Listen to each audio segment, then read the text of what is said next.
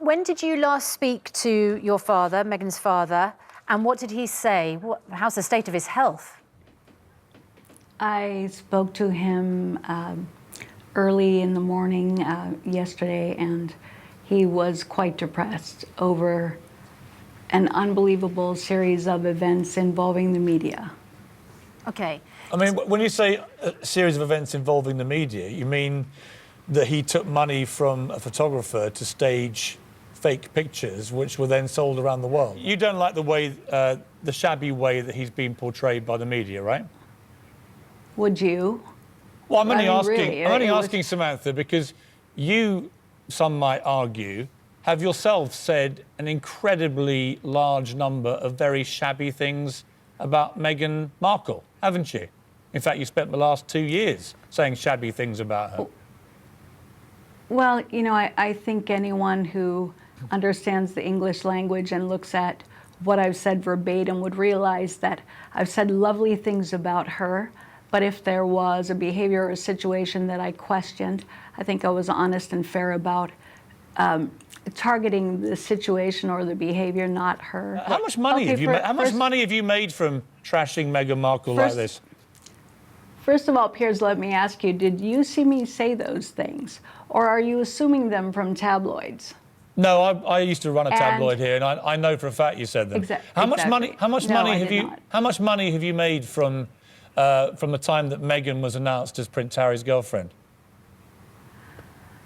Not very much, because I think since you've worked at tabloids, you should know that if I did one story live, thousands of publications all over the world copy those clips and run their own stories and embellish and twist the stories. Right. And so... So how much? How much? Not very much. I've done, what, five or six live interviews. And you last saw Meghan 10 years ago, is that right? I last saw her at my graduation 10 years ago. And have you spoken to her since? I spoke to her in 2015. Right. Was the last time I spoke with her. I take a very different position on this, which is that I can sympathise with your father because I can imagine he was under a huge amount of pressure. Lots of reporters wanting that interview, lots of photographers wanting to know what he was doing at every moment. Did you get any advice, or did your father get any advice from Kensington Palace? Was at any stage any PR advice offered or protection? Because what a lot of people can't understand is if someone is at the eye of the storm like he was, he shouldn't just be making it up as he goes along and then make the error of doing these photographs for cash. He should actually have a strategy or, you know, maybe make an official deal. And he was avoiding that. He was living a very quiet, peaceful life, not as a recluse, not as a, you know, he's a very intelligent man. He's been gregarious and worked in entertainment for 40 years. He wanted peace and quiet. He was avoiding the media. He had spoken with press and was doing just that. But when he calls me panicking on the freeway because he's in a dangerous situation, being followed by 7 or 8 cars, you know, I think there have been examples in history of how dangerous that can be. And so he was so stressed out, they rented the house next to him in Mexico, 4 or 5 of them. He can't open his blinds, he can't go anywhere without being followed. And really, it's quite atrocious and intrusive. You felt forced into doing this deal. Is he going to be at the wedding? Was it his decision not to come over? Does Meghan still want him there? He was really having heart pains and suffered a heart attack.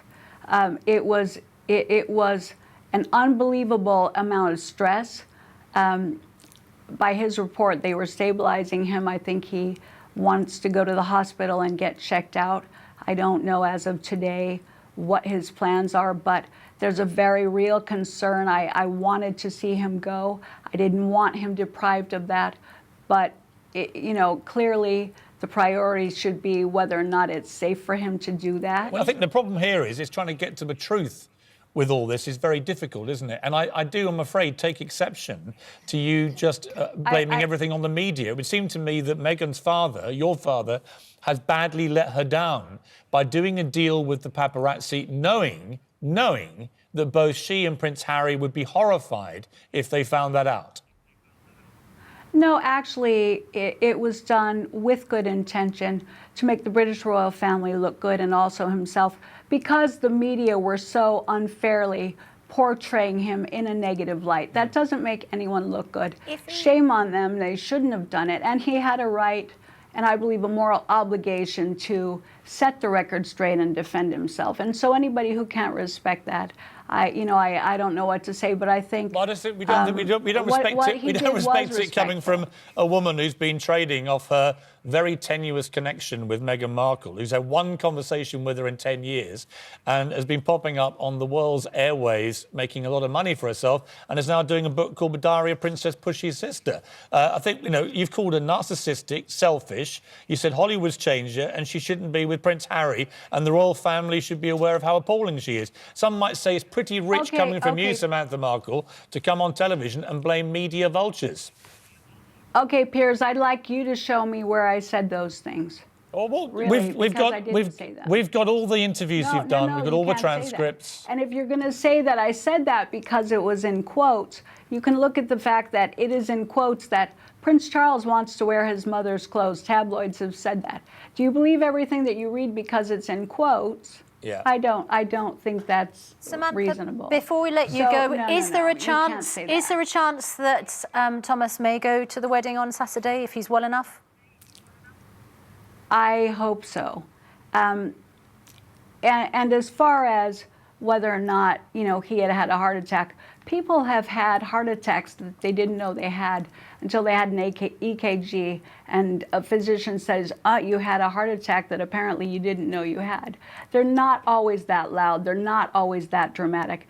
And for him, that was the case. He was given the option in Mexico of being flown to Los Angeles. He was afraid that the media would find out. They stabilized him enough that he was willing to say, let me give it a day and I'm going to go and get checked. And I think he did the best he could under the circumstances for being in Mexico.